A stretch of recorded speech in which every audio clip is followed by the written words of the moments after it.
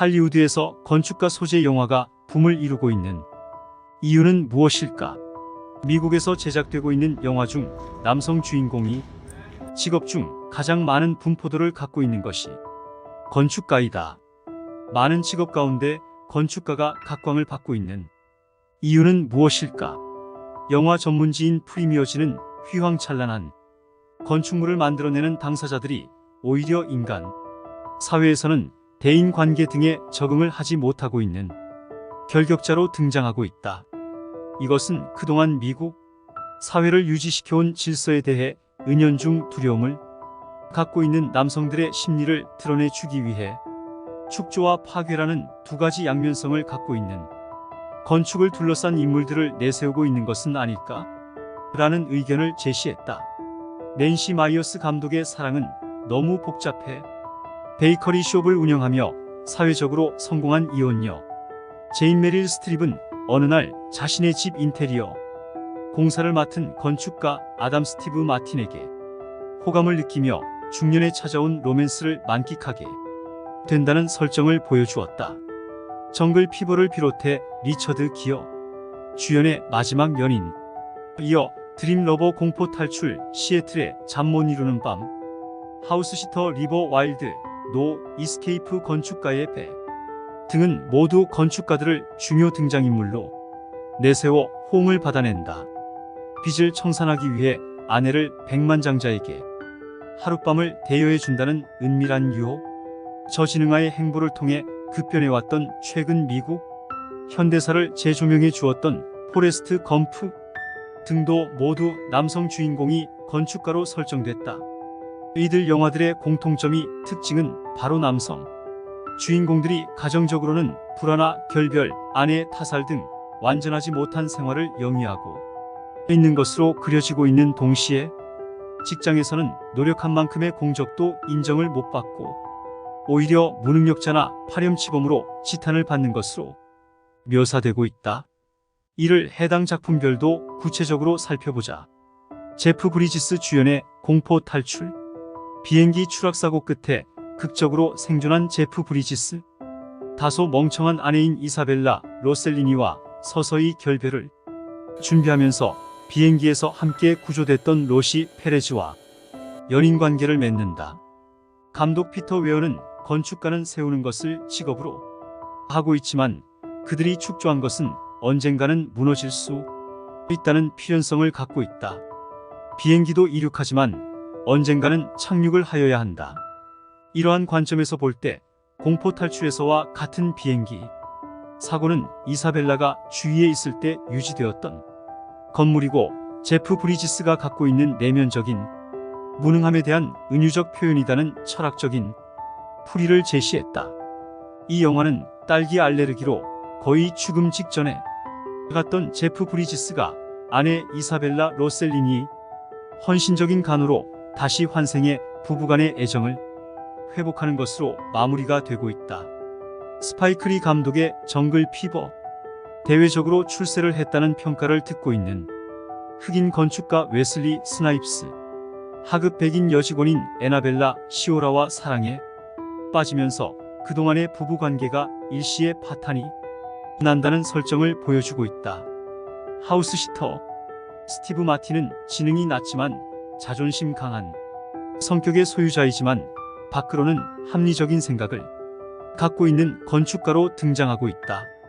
추잡하고 복잡한 남성 편력을 갖고 있는 골디 혼과 결혼한다.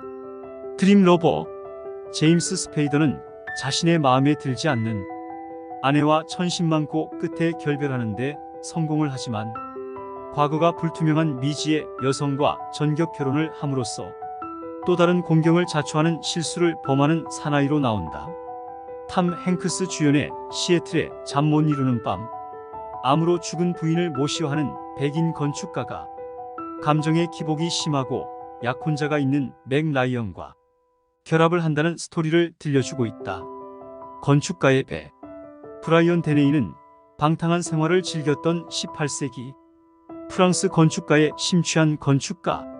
임신 중인 아내가 이태리 갱과 밀월 관계를 갖고 있다는 것을 알아차리고는 마음의 상처를 입는다. 브라이언은 18세기 영웅들을 모아놓은 전시회에 참석하기 위해 로마에 갔다가 귀가한 뒤 아내가 자신을 독살할지도 모른다는 의심을 품게 된다. 이러한 때 브라이언은 자신이 돈 세탁 사기에 연루된 전시회에 고용됐다는 것을 알아차리고는 창문으로 뒷걸음질 치다가 죽고 만다. 건축가 소재 영화들의 공통적인 특징은 대체적으로 부부나 연인 관계에 있어서 불안정하고 위태로운 생활을 하는 것으로 묘사되고 있다. 영화 속에서 기억에 남는 것은 로마의 광장, 분수 앞에서 사치스러운 연회 장면. 관객들은 건축 양식을 흉내낸 케이크를 목격할 수 있다. 브라이언의 부인은 그녀의 남편이 디자인한 시카고의 집으로 돌아온다고 언급되는데, 그 집은 대학살을 자행했던 집으로 악명을 듣고 있는 건축물이었다. 공포 탈출에서도 제프 브리지스가 비행기 사고 직후 묵게 되는 모텔은 저속하고 허름한 모텔의 투숙을 하는데, 이것은 바로 그의 비난한 처지를 드러내주는 설정이라는 해석도 들었다. 은밀한 유혹에서는 대학의 건축학 교수로 탄탄대로를 걷고 있던 우디 해럴슨이 주택 임대료와 여러 개인적인 빚으로 인해 아내를 갑부의 하룻밤 놀이 상대로 빌려주어야 한다는 참담한 처지에 사나이로 등장을 하고 있는 것이다. 리버 와일드에서는 빌딩 신축 일에 몰두해 있는 남편의 무관심이 증폭되자 아내 메릴 스트립은 케빈 베이컨과 급류 타기에 몰두하는 것을 보여주고 있다. 하우스시터에서 허장성세가 심한 스티브 마틴은 자신의 허풍을 발휘하듯 덩치가 크고 실용적이지 못한 건물을 지어놓고 거들먹거리는 행동을 보여주고 있다. 시애틀의 잠 못 이루는 밤의 오프닝 장면은 탐 행크스의 첫째 부인의 장례식 장면.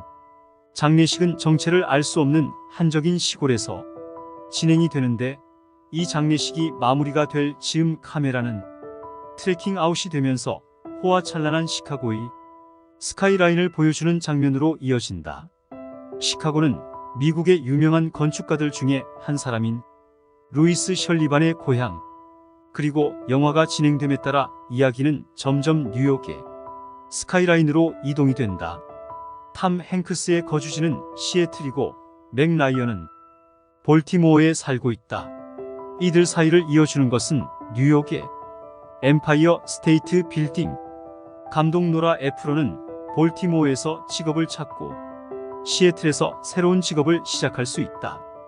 그러나 당신은 두 가지 모두와 사랑에 빠지지는 못할 것이며, 두 도시 모두에서 영화와 같은 스카이라인도 결코 찾지 못할 것이라고 주장하면서 생기 없는 서부의 해안을 배경으로 하기보다는 도시가 번성한 동부 해안을 배경으로 하여 좀 더 영화를 로맨틱하게 만들기 위해 뉴욕시의 엠파이어 스테이트 빌딩 꼭대기를 주요 무대로 설정했다는 풀이를 해주었다.